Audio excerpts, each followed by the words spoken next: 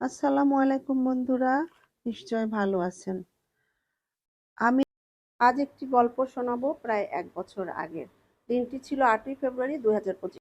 স্বাভাবিক দিনের মতো সকালে উঠে কর্মস্থলে চলে এসেছি।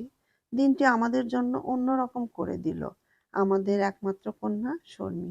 সেই সময় এক আবেগ ঘন মুহূর্ত, আনন্দ ভালোবাসায় সবাইকে হতবাক করে দিয়ে আমেরিকা থেকে একাই বগুড়ায় চলে আসে।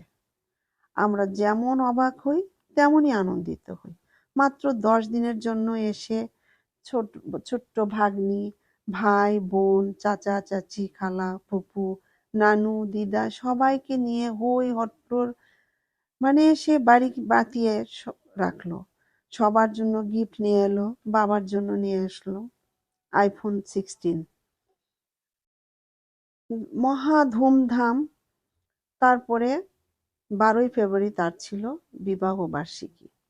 ভাই বোন সবাইকে নিয়ে লোকমাতে কেক কাটলো। সবার সঙ্গে আবার সেই খাওয়া দাওয়া, মানে অন্যরকম একটা অনুভূতি। সবাইকে গিফট দেওয়া, গিফট নেওয়া, সে মানে সবাই যেন অনেক আনন্দিত হয়ে গেল। খুব ভালো দিন কাটলো আমাদের, আমরা খুবই খুশি হলাম। এর মাঝে একদিন বলল আমি বাইরে খাবে, সে খাওয়ার শখ হলো। একদিন সে শ্যামলীতে গেল।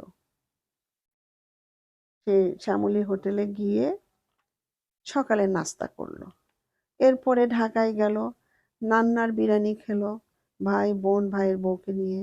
নীলা মার্কেটে গেল, তারপরে বেনারসি পল্লীতে গেল, তারপরে গেল আন্টির সঙ্গে স্কুটিতে চড়ে ঘোরাফেরা। তারপর ওর পছন্দের জায়গা আড়ংয়ে গেল, সেখানে বন্ধু বান্ধবীর সঙ্গে সময় কাটালো। তারপরে গিফট নেওয়া দেওয়া। এরপরে সবাইকে কাঁদিয়ে আবার তার নিজের সংসারে, নিজের বাড়ির উদ্দেশ্যে 7 সমুদ্র 13 নদী পার হয়ে চলে গেল আমেরিকাতে। আসলে আজ ছিল ওর জন্মদিন।